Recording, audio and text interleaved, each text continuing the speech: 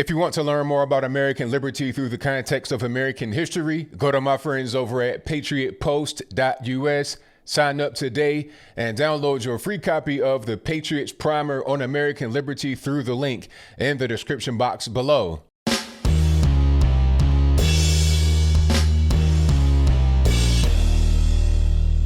How's everybody doing? My name is Anthony Brian Logan, and today we got to talk about two California doctors that gave a coronavirus, aka China virus, aka COVID-19 press briefing and wrecked the entire establishment, Fauci and everybody else. Now, they were very nice. They gave factual information. They were not trying to attack anybody. They were not trying to be political. They were not really trying to attack and wreck Fauci, but they were able to do so. Now, this whole thing was about an hour long, and I'll place that whole thing in the box below if you want to see it in full. But I got to place a couple of clips in this video so you kind of understand where we're at and you'll be on the same page with me. After we get done with that, I'll talk about what they said in those clips. I'll talk about the entire press briefing. I'll give you my 2 cents, my analysis, and then I'll wrap it on up with a nice bow on top. So without further ado, let's go ahead and roll it. Typically, you quarantine the sick. When someone has measles, you quarantine them. We've never seen where we quarantine the healthy, where you take those without disease and without symptoms and lock them in your home. So some of these things, from what we've studied from immunology and microbiology, aren't really meshing with what we know as people of scientific minds that read this stuff every day. So if we look at California, these numbers are from yesterday. We have 33,865 COVID cases out of a total of 280,900 total tested. That's 12% of Californians were positive for COVID. So we don't, as you guys know, the initial models were woefully inaccurate. They predicted millions of cases of death, not of prevalence or incidence, but death. That is not materializing. What is materializing in the state of California is 12% positives. Well, if we have 39.5 million people. If we just take a basic calculation and extrapolate that out, that equates to about 4.7 million cases throughout the state of California, which means this thing is widespread. That's the good news. We've seen 1,227 deaths in the state of California with a possible incidence or prevalence of 4.7 million. That means you have a 0.03 chance of dying from COVID-19 in the state of California. 0.03 chance of dying from COVID in the state of California. Does that necessitate sheltering in place? Does that necessitate shutting down medical systems? Does that necessitate people being out of work? So that's California, and that's. I also wanted to mention that 96% of people in California who get COVID recover with almost no significant sequelae or no significant continuing medical problems. The more positives you get, the prevalence number goes up and the death rate stays the same. So it gets smaller and smaller and smaller. And as we move through this data, what I want you to see is millions of cases, small amount of death. Millions of cases, small amount of death. And you will see that in every state. And since we're talking about following the science, we're going to follow the statistics and follow the science. So I want to look at New York State. They've been in the news a lot, right? And their numbers are critical. Let's go over their numbers. Cases of COVID as of yesterday, 256,272 cases in New York State. Not New York City, New York, the entire state. They did a total of 649,325 tests. That's 39% of New Yorkers tested positive for COVID-19. That's their ratios. This is public data online. You can all look it up. 39% of people who were tested. 39% of the people were tested. 39% of New York State. Right. 39% of New York State is there's 20 million people there would be close to 4 million. Which is they likely have 7.5 million cases in New York. I just want to make that clarification. Yeah. It's not 39% of every New Yorker. It's every New Yorker who's been tested. Right. So we extrapolate data. I just want to make that. We extrapolate data. We test people, and then we extrapolate for the entire community based on the numbers. The initial models were so inaccurate. But in those initial models, a lot of them were based off if we did no social distancing. Right. Is that correct? So is it really fair to say, obviously they're not as bad as they were because those were based on alternative scenarios? And some of them were based on social distancing and still predicted hundreds of thousands of deaths, which has been inaccurate. Yep. So in New York, the ones they tested, they found 39% positive. So if that's indicative, and they tested 649,000 people, that's a massive test. That's accurate data, 39%. So if they tested the whole state, would we indeed have 7.5 million cases? We don't know. We will never test the entire state. So we extrapolate out. We use the data we have because it's the most accurate we have versus a predictive model that have been nowhere in the ballpark of accurate. Now I want to talk about the immune system. Dr. Masihi used to teach for immunology. We both had years of microbiology, biochemistry, and virology studies. We've made it our life's work to understand this stuff. And here, I'd like to go over some basic things about how the immune system functions so people have a good understanding. The immune system is built by exposure to antigens, viruses, bacteria. When you're a little child crawling on the ground, putting stuff in your mouth, viruses and bacteria come in, you form an antigen-antibody complex, you form IgG, IgM. This is how your immune system is built. You don't take a small child, put them in bubble wrap in a room and say, go have a healthy immune system. This is immunology, microbiology 101. We share bacteria, staphylococcal, streptococcal bacteria, viruses. We develop an immune response daily to this stuff. When you take that away from me, my immune system drops. As I shelter in place, my immune system drops. You keep me there for months, it drops more. And now I'm at home, hand washing vigorously, washing the counters, worried about things that are indeed what I need to survive. Let's follow the science. This is immunology, folks. This is microbiology. This is what we've combined together. We have 40 years of experience in this. This is common sense immunology. And what's interesting to me too is when someone dies in this country right now, they're not talking about the high blood pressure, the diabetes, the stroke. They say, did they die from COVID? We've been to hundreds of autopsies. You don't talk about one thing. You talk about comorbidities. Their vessels were narrowed. Their lungs were a smoker. COVID was part of it. It is not the reason they died, folks. It is one of many reasons. So to be so simplistic to say that's a COVID death because they have COVID, you know how many people die with pneumonia or people that die from flu? With flu, I should say. It's not from flu. Their lungs were compromised by COPD. They had a heart attack 2 years ago. They have a weakened body. We aren't pressured to test for flu. But ER doctors now, my friends that I talk to say, it's interesting. When I'm writing up my death report, I'm being pressured to add COVID. Why is that? Why are we being pressured to add COVID to maybe increase the numbers and make it look a little bit worse than it is? I think so. All right, so you saw that, you heard that. Now, this press briefing was fantastic. It was excellent. Straight from the very beginning, they relied on statistics. This is one thing the media are relying upon, but they're not giving you the full statistics, which in my humble opinion is a form of dishonesty, if not just outright lying for whatever reason they want to lie, whether it's to scare people, to take away your rights without you really trying to fight back or whatever the case may be. The numbers that you see in the media are inflated and deflated, and I'll explain. The number of deaths are inflated. Dr. Birx got on TV and said that if you die and you have COVID-19 in your system, you will be listed as a COVID-19 death.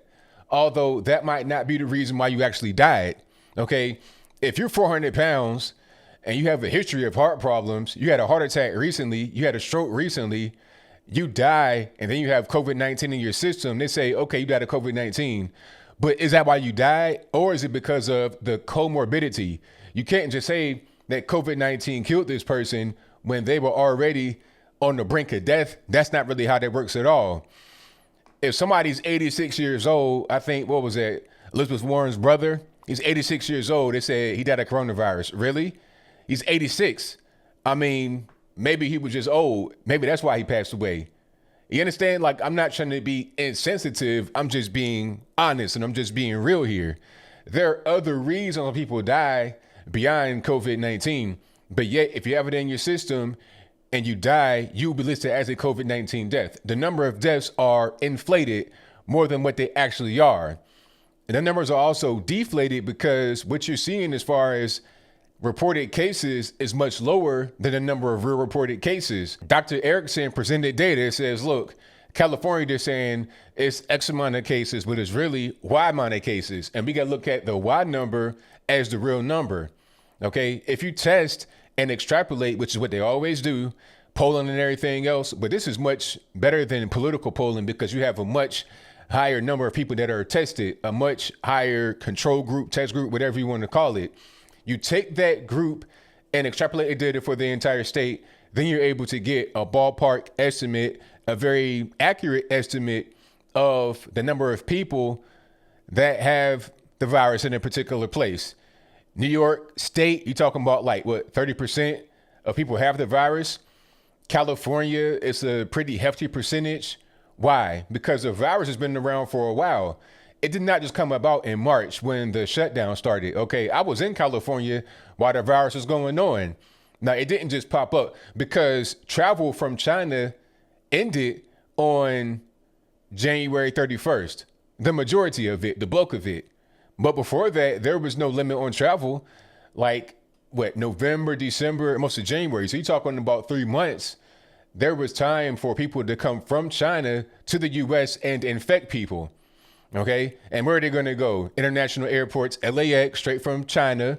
All right. Then they're going to go with Atlanta, Hartsfield-Jackson, LaGuardia, New York. They're going to go to these international hubs and the virus can emanate from there, which is why you have California, Georgia, New York with high COVID-19 cases. And the only place where you really have a high number of deaths is in New York. There's a video that leaked. I'm not quite sure if it's real or if it's not real, but I'll link to it in the box if it's still available, where a nurse practitioner is giving a secondhand account of what her friend who is in New York on assignment as a nurse is saying about what's happening in the hospital system. Okay, they're not treating the cases properly in New York. And since there's a kind of a quarantine and you can't really be in the hospital if there's a COVID-19 patient or you're on a quote unquote COVID floor, the family's not there to advocate for their loved one. So whatever happens in the hospital, you pretty much have no control over. They're not treating the patients properly, which is probably why you have a very high death rate. They're putting them on ventilators and harming them and whatnot. But different story, I digress. New York is the only place with a very high number of deaths, but they also have a very high number of cases in total. Even with the high number of deaths, even with bad treatment, the vent when they shouldn't be on the vent, even without the drugs necessary to be able to help people get over it or maybe even almost cure them, even without that, they still have a very low death rate. Okay. Even with all that going on, it's still a very low death rate. So what are we really doing? Like the doctor said, is the number of deaths and the illness itself worth shutting down the entire country? He also was saying this is unheard of to quarantine healthy people. Okay. If you're healthy, why are you being quarantined? If you catch the flu, what do? You call off of work. You don't call off of work before you catch the flu to prevent from getting it. It doesn't make any sense. Now, people get triggered when I say the flu. Look, I know COVID-19, aka China virus, is not the flu. I get it, but it is a virus, and the way that it attacks people and the death rate is similar to the flu. So it's an accurate comparison. It ain't the same thing, but it's similar in nature. But I'll move on. You don't call off for work before you catch the flu. You call off after because you're sick. You don't want to infect your coworkers and you don't want to be at work sick. You work from home, do whatever you got to do. You get over the flu, you go back and everything's back to normal. That's how it is. And also the whole thing about herd immunity. This is a thing that they said didn't really work. This is quackery. It's not real science, all this, that, and the third. Yes, it does work. Okay, let's talk about Sweden right quick because this could be the elephant in the room. ABL, you don't want to mention Sweden. They had a failure with the herd immunity thing. They are a case of what not to do. That's not true. Some are going to see the numbers of Sweden versus Norway, Denmark, or whatever and say, haha, I told you so. But let's look at them. Sweden has a population of about 10 million, and they had around 1,200 or less COVID-19 deaths. Compare that to neighboring Norway, you have 5 million population with around 200 deaths. Okay. So even if you go to 10 million population, it'd be about 400 deaths, which is better than 1,000 deaths. But is it that much better? Really? I mean, when you look at 10 million people, 1,000 deaths versus 5 million people, 200 deaths, that's not a big difference percentage wise. When you look at the numbers, that's not really that big of a difference, honestly.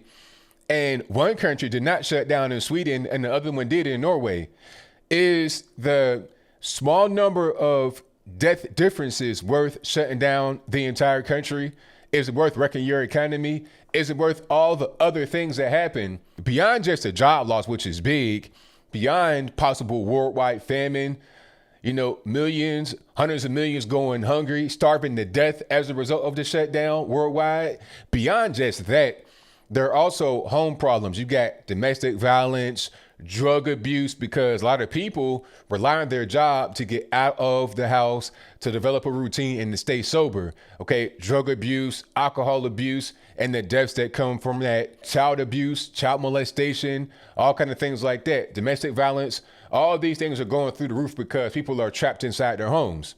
Okay, so you're trying to prevent people from getting the virus, but you still have to be healthy in general. You still gotta have a healthy life in general. If your life is not healthy, if your lifestyle is not healthy, then you're gonna have a lot of other problems that come as a result of this. So while you're trying to protect people, you're actually endangering a lot of people, all right? But back to Sweden versus Norway. Just because Sweden may have had more deaths now does not mean that they will have more deaths overall. Because let's be clear, one thing that was mentioned here is that herd immunity actually helps you to fight off the virus in the future. Because let's be clear, this virus will return. It'll be back here in November. So if you've been in the house and you've not left at all for 5 weeks, 2 months, or whatever the case, like I'm seeing stories of guys and girls in their house, literally not leaving at all. They're getting everything delivered to them. Like they're not even going outside for a moment for weeks at a time. So when you're in the house for that long, your immune system is just plummeting. You got to be exposed to viruses and to germs and to other things to build your immune system. Like the doctor was saying, when you were a child and you're crawling around the floor where all kind of mites and germs and everything are at, you put things into your mouth, you're going in the jungle gym and you're going into the McDonald's playhouse, you got all kind of viruses and germs in there. It's good for you because you got to get exposed to all those things to build up a tolerance against it. It's just like if you are a drinker, if you're an alcoholic, okay, it'll take more alcohol to get you drunk, to get you actually physically impaired, so you can't focus or anything like that because you have a high tolerance. It's the same thing with viruses. It'll take more of an exposure to viruses, more harmful viruses, more potent viruses that get you sick because you have a strong immune system due to being exposed to these viruses for a very long time and constantly over a period of time. Okay, that's just how that works. When you are not exposed to things, you have a weaker immune system. And then on top of that, you have depression, anxiety, all these things that lead to a weaker immune system. So when November comes around, it starts to get cold, people get sniffy noses, they're going to have more of a chance of dying from even the common cold, which you can't die from, and the flu and COVID-19 and whatever else they get. They would not be prepared for the next wave. So the best thing to do would be to go out there, get exposed to it. You can't just hide in your house forever because, like I said, it'll be back in 6 months. Okay, and it's still here, really, but it'll be back the same way it was in January, February. It'll be the same way in November. So what are you going to do? Prepare yourself right now. People get sick, they die. That's part of life. But the death rate is nowhere near what they were trying to say from the beginning. And the models are all wrong. They were saying that it could be between 100,000 and 200,000 deaths from the virus in the U.S., even with social distancing and the shutdown. We're not anywhere near there. We're like 50,000 deaths right now. We're not anywhere near 200,000, and we won't get anywhere near 200,000. 50,000 deaths that they're recording right now in America are with the inflation. without the inflation and all the hubbub and all the false positives of COVID-19, it's probably like 25,000 at best. We're nowhere near the models. The first model said millions of deaths. Then they said a few 100,000. Then they said 200,000. We're not anywhere near there. The models are wrong. And talking about Fauci right quick before we close, the one doctor was saying it perfectly. He's like, hey, we are actually doctors out here in the field. We are treating COVID-19 patients. Dr. Fauci is well respected, world renowned. He's an expert, but he's in the ivory tower. He's not treated patients in 20 years. He's not actually out here in the field like we are. We have a hands-on experience with this that he does not have. That's why we are different than him. Who's right and who's wrong in their eyes is not even the point, but I'll say it for them. They're right. People like Dr. Shiva, they're right. People that are actually in the field, that are not in the ivory tower, looking at things for what they are and not what they could be in hypothetical sense, they're right. Dr. Fauci, Dr. Birx, all these people are just simply not right. But I think I'll leave that right there for now. And what say you? Are the doctors right in the clip that I showed you, that you got to be able to get outside and get exposed to it? You can't be quarantining. It's not going to help you. And that's your viewpoint. Let me know why in the comments below. Or are the doctors wrong? If that's your viewpoint, let me know why in the comments below. If these actual doctors, medical doctors, guys with 20-something years experience of actually treating patients and guys that are treating COVID-19 patients right now in 2020, if these guys are wrong, then who is right? Dr. Fauci, they got us in the ivory tower that does not treat patients, who's looking at numbers and stuff like that and just drawing conclusions from there. Whatever your thoughts are, please let me know in the comments below. And that's all I got to say for this video. If you like what you heard, please comment, rate, share, and subscribe. Peace.